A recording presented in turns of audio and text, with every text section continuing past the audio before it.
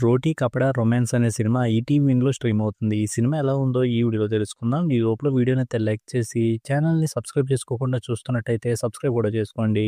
ఈ సినిమా అంతా చూసిన తర్వాత నాకైతే అంత బాగా అనిపించలేదు. ఈ సినిమా ఎలా ఉంటదనేది ట్రైలర్‌లోనే క్లియర్‌గా చూపించేశారు.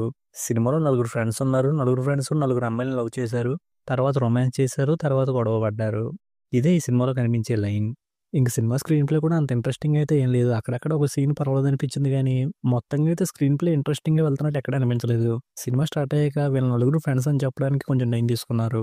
ఆ తర్వాత నలుగురికి నలుగురు హీరోయిన్స్‌ని ఇంట్రొడ్యూస్ చేశారు. ఇంక అక్కడి నుంచి సినిమాలో ఒక్కొక్క సీను ఒక్కొక్కరిది వస్తూ వెళ్తూ ఉంటది. అలా వచ్చే సీన్స్ అసలు ఇంట్రెస్టింగ్‌గా అనిపించలేదు. అలాగే ఒక సీన్ తర్వాత ఒక సీన్ రావడం వల్ల దేనికి కనెక్ట్ కూడా అవ్వలేకపోయాను. ఇక సినిమా సెకండ్ హాఫ్‌లో అయితే లవ్ స్టోరీలో వచ్చే బ్రేకప్‌లు, దానికి సంబంధించిన ఎమోషన్స్ అయితే చూడడానికి కొంతవరకు బానే అనిపించాయి. ఇంకా చూసినప్పుడు నాకేమనిపించిందంటే సినిమాలో 4 బ్రేకప్‌లు ఉన్నాయి కాబట్టి, సినిమా చూస్తున్న ఎవరో ఒకరు దేనికో దానికి రిలేట్ అవుతారేమో, అలా రిలేట్ అవుతారనే ఉద్దేశంతోనే ఈ సినిమాని ఇలా తీశారేమో అనిపించింది. ఇక సినిమాకిచ్చిన ఎండింగ్ కూడా పర్వాలేదనిపించింది. ఇక సినిమాలో మెయిన్ లీడ్‌గా కనిపించిన యాక్టర్స్ ఎక్కువగా కొత్త వాళ్ళే. కానీ ఎవరి రోల్ తగ్గట్టుగా వాళ్ళ పెర్ఫార్మన్స్ అయితే చేశారు.